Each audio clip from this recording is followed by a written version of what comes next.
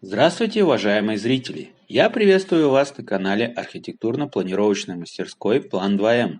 Меня зовут Антон, и в этом видео мы рассмотрим обзор планировки одноэтажного дома с доработкой, которой ко мне обратилась Алена. Задача стояла следующая. Нужно было оптимизировать типовую планировку под требования молодой семьи из 4 человек, 2 детей и мамы с папой. Рассмотрим исходник. Как мы видим, дом состоит из 3 жилых комнат, 2 детских и спальни родителей. Имеются 2 санузла, один основной, во втором только туалет. Просторная гостиная совмещена с обеденной и кухонной зоной. Это очень современное и практичное решение. В доме есть отдельное помещение под постирочную, его также можно использовать под кладовку. Есть просторная ниша, подстроенный шкаф, так что проблем с хранением вещей у хозяев дома точно не будет. Что же требуется изменить и что не понравилось Алене в типовом проекте? Первое. Нужно скорректировать размер дома, так как на участке уже залит фундамент, который из себя представляет монолитную железобетонную плиту. Типовой проект дома чуть меньше по одной из сторон, и с этим придется поработать. Скорее всего, изменится площадь некоторых помещений. Постараюсь, чтобы после доработок дом остался таким же комфортным, как и сейчас. Также необходимо учесть и материал стен. Наружные будут выполнены из газобетона толщиной 40 см с утеплением и последующим покрытием декоративной штукатуркой. Перегородки запланированы из керамического кирпича шириной 12 см. Внутри стены также будут штукатуриться. Нужно адаптировать техническое помещение под требования по размещению газового оборудования. В частных домах размер котельной ограничен по минимальному объему. По действующим нормам оно должно быть в объеме не менее 15 кубических метров. Соответственно, зная высоту потолков, в этом доме это 3 метра, несложно узнать требуемую площадь. Разделив 15 на 3, итого получаем 5 метров квадратных.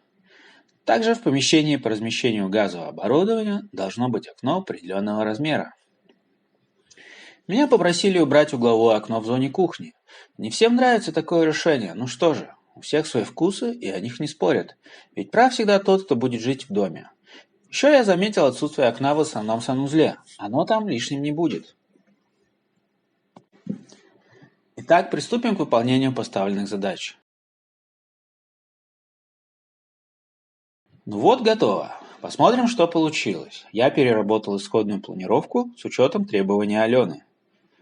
На данном этапе я всегда согласовываю промежуточный вариант с своим заказчиком, потому что, когда видны все размеры, у людей возникает желание еще немного подвигать стены.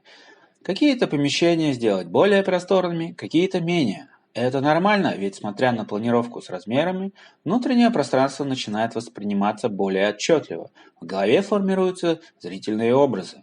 Важно отметить, что размеры и площади помещений указываются сразу с учетом чистовой отделки. Я подготавливаю 3 чертежа. На первом показано зонирование помещений по назначению, а также расстановка мебели. На втором чертеже отражены линейные размеры. Третий чертеж содержит абсолютно все размеры стен, проемов и простенков. 3 отдельных файла, чтобы не было перегруженности в восприятии информации. Рассмотрим более подробный итоговый вариант. Так как дом подгонялся под размер фундамента, немного расходятся площади некоторых помещений. Они стали более просторные. Котельную я подогнал под размер 5 квадратных метров, исходя из требований по газовому оборудованию. Убрал угловое окно на кухне, добавил окно в помещении котельной и основном санузле. Кухня получилась немного уже, но все равно она достаточно просторна, и при этом все ящики будут всегда под рукой. Алена переживала, что в этом проекте уж слишком узкие коридоры. На самом деле они оптимальны. В районе прихожей коридор шире, а где спальня, он уже. Но там и проходимость ниже. Вообще ширины 1,2 метра вполне хватает, чтобы разойтись двум взрослым. Так что с коридорами все окей. Также я обратил внимание Алены на то, что в исходной планировке терраса была слишком узкой, всего 2 метра, и разместить полноценный обеденный стол там не получилось бы. Я скорректировал ширину до приемлемых 3 метров. На этом сегодняшний обзор я хочу закончить. Если вам нужна эта планировка, можете со мной связаться.